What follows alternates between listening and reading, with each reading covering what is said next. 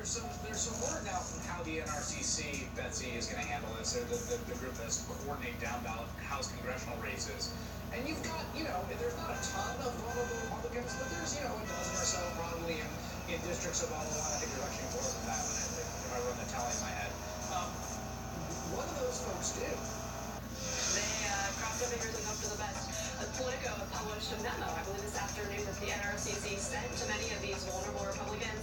And the line that really stuck out to me was they said, look, if you supported Trump in the past, but feel like you can't support him anymore, just own it. Just come out and say it and be honest about it and take the hit. I think it's fascinating that a branch of the Republican Party is telling elected Republicans that it's okay for them to disavow the Republican's presidential nominee. This is uncharted territory. The fact that this is even something we're talking about is a really big deal, and I think it shows that a lot of Republicans are sort of looking for lifeboats at this point.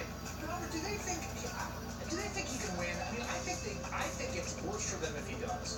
If he wins, then he fundamentally and permanently transforms the Republican Party. If he loses, everyone could be like, oh man, that was embarrassing. Ooh, okay, let's get back to it. Do they think he can win? There is a sense that Trump could win because there's a sense that the political wins may be somewhat in his favor, that he is lacking in terms of fundraising and in competition with the Democrats. The grassroots organization for Trump is behind in many states, key states, battleground states. But because Trump represents this populist movement that's almost nonpartisan, maybe if he can drive out working class voters, especially white working class males, he could have this kind of new coalition that can be potent, and you mix that with Secretary Clinton's also high negative numbers. There's maybe a brew there that's for Trump, but most people are skeptical. That is the sort of case we made, although I remain unpersuaded. We'll see, of course, as time goes on.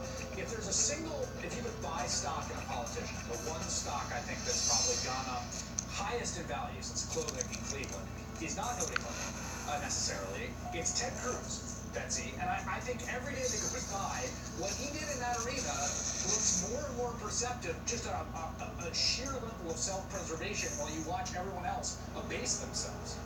I would say there are two counterpoints to that. One, Ted Cruz's poll numbers have taken a nosedive ever since that moment happened. Even if he won the argument on principle, back home in Texas, things are not looking good for him. If you make your stock purchasing decisions based solely on that, maybe Cruz isn't the best pick. The other problem with Ted Cruz, with what he did in Cleveland, is that he didn't actually oppose Trump for the reasons that folks like Sally Bradshaw and Richard Hanna opposed Trump. Cruz explicitly said that the reason he felt he could not support Trump, particularly at that Texas delegate breakfast the morning after he gave his speech, was because Trump went after his wife and his father. He made it clear that it was personal, that it wasn't about policy, it wasn't about perceived bigotry or temperament problems, that this was actually something just between him and Trump. That said, of course, lots of Trump folks are going to see Cruz as the principled alternative going forward, but I think other folks are going to be pretty skeptical. Chris, real quick, on the point you're making, it's a provocative one. Maybe Cruz did have the best convention in the sense that he's positioning himself for 2020. But that's a gamble, as Betsy says, because who's to say that the Republican Party, whether Trump wins or loses, is going to be reverting back to this ideological movement conservatism? That's a great point. Although here's the one lesson I learned from covering the run-up to the Iraq War in 2003. You vote and you conduct yourself in politics bent towards what the long-term first-order judgment of what's best is, and not in short-term political gain. Because there are so many Democrats that voted for that war who have their careers later on practically destroyed by it because people told them in the moment, this is the way the polling goes. And if anyone has learned anything about that, it's probably Hillary Clinton, who now stands on the other side of this race.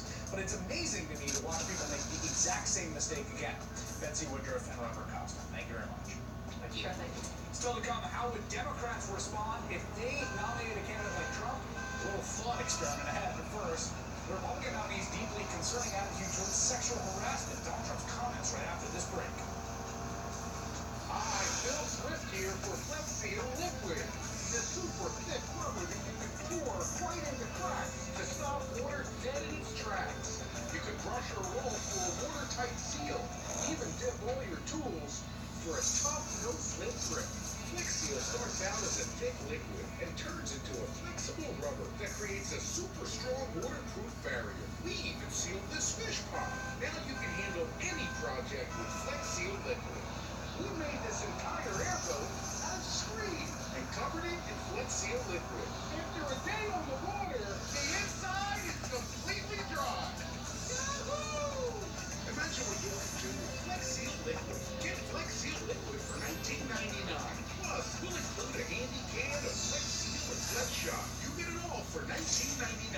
Call now. To order Flex Seal Liquid today, call 1-800-929-8760, 1-800-929-8760, or go to flexsealliquid.com.